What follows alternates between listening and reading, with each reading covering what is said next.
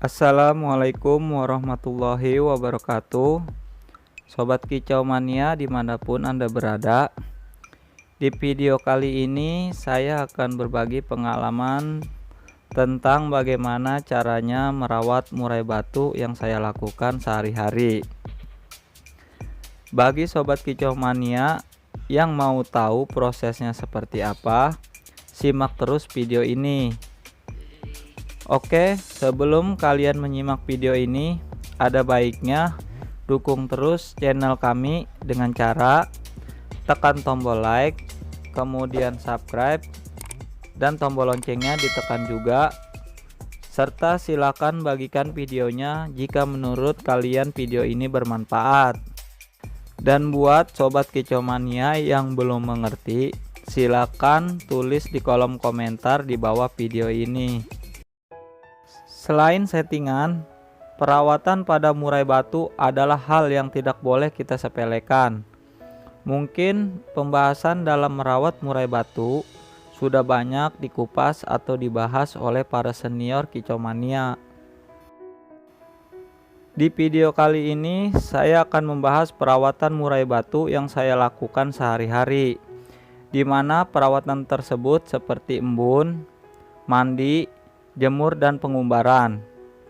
Di sini saya akan membahas perawatan tersebut sesuai dengan karakternya. Karena dengan perawatan yang kita lakukan sehari-hari dengan mengikuti karakternya pada si murai batu, maka insya Allah murai batu yang kita rawat akan tampil dengan maksimal. Karena banyaknya pembahasan dalam perawatan murai batu, maka banyak juga pertanyaan. Apakah murai batu yang kita rawat itu harus kita jemur dulu atau kita mandikan dulu?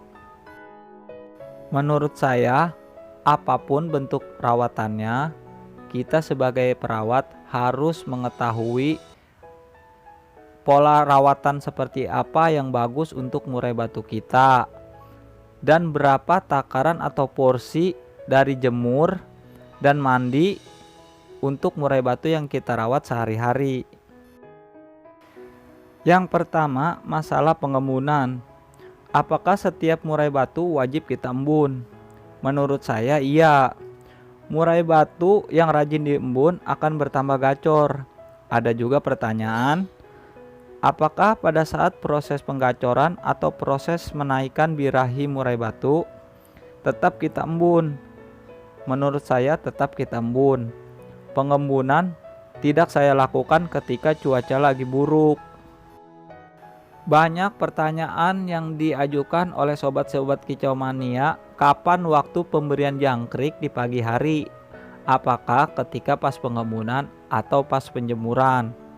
Yang saya lakukan adalah ketika saya membuka kerodong pada saat proses pengembunan, maka murai batu langsung saya berikan jangkrik sesuai porsinya.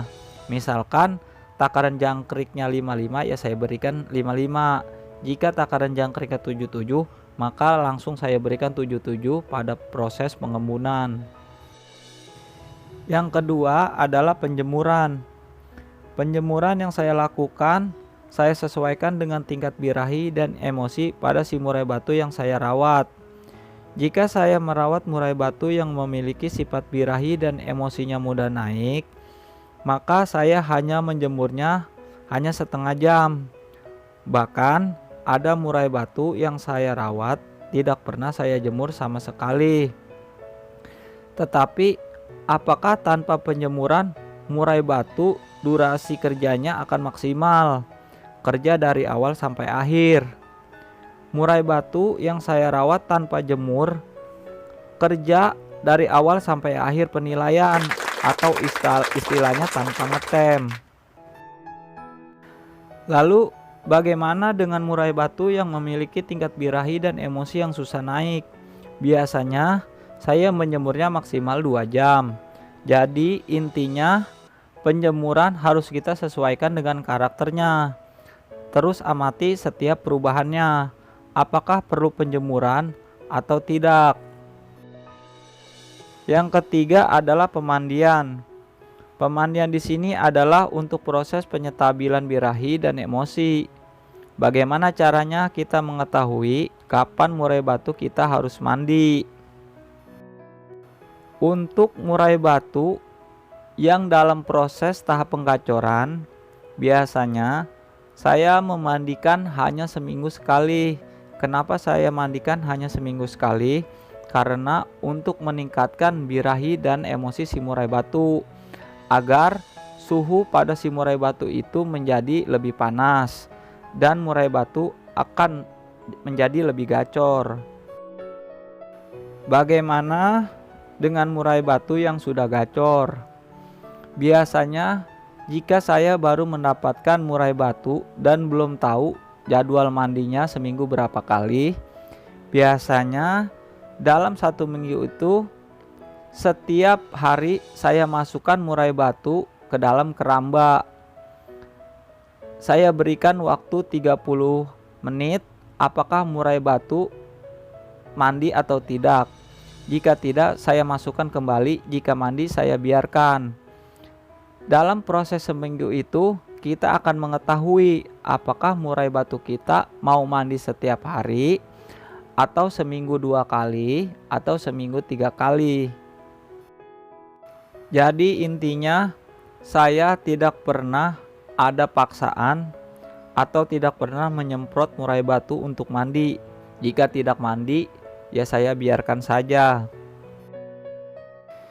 Jika murai batu yang mandi setiap hari, tetap pada hari H lomba saya tidak pernah memandikan murai batu, karena menurut saya murai batu yang akan ditarungkan suhu tubuhnya harus benar-benar pas, tidak boleh dingin dan juga tidak boleh terlalu panas. Yang terakhir adalah masalah pengumbaran. Apakah semua murai batu yang saya rawat itu perlu saya umbar atau tidak? Murai batu yang saya rawat ada yang saya umbar dan ada yang tidak. Lalu bagaimana caranya kita mengetahui murai batu apakah perlu kita umbar atau tidak? Ketika saya baru mendapatkan murai batu, tetapi saya belum mengetahui pola perawatannya apakah perlu pengumbaran atau tidak, saya harus mencoba si murai batu tersebut sampai ke lapangan dengan pola perawatan tidak main umbar dulu. Jika si murai batu tersebut bisa tampil maksimal pada saat kita coba di lapangan dengan pola perawatan tidak main umbaran, biasanya minggu berikutnya saya akan coba kembali tanpa proses pengumbaran. Apakah murai batu akan sama hasilnya, bekerja dengan maksimal? Jika 2 atau 3 minggu murai batu bisa stabil dan meraih gelar juara, biasanya pada minggu keempat saya mulai melakukan proses pengumbaran. Tetapi saya akan lihat hasilnya setelah saya melakukan proses pengumbaran. Apakah setelah proses pengumbaran tersebut murai batu tampil di lapangannya itu lebih mewah atau ada penurunan dari kerjanya? Dari situ kita bisa melihat apakah murai batu tampil maksimal dengan pola perawatan pengumbaran atau tidak kita umbar. Karena menurut saya setiap murai batu memiliki karakter yang berbeda-beda. Ada yang cocok diumbar dan ada yang tidak. Jadi kita sebagai perawat harus benar-benar mengetahui pola perawatan seperti apa yang si murai batu inginkan agar tampil maksimal pada saat di lapangan. Oke Sobat Kicomania, mungkin ini saja yang bisa saya sampaikan. Semoga video ini bermanfaat bagi kita semua. Setiap perawat burung mempunyai trik dan caranya masing-masing untuk menjadikannya burungnya berprestasi. Selamat mencoba dan selamat mencetak burung juara. Wassalamualaikum warahmatullahi wabarakatuh.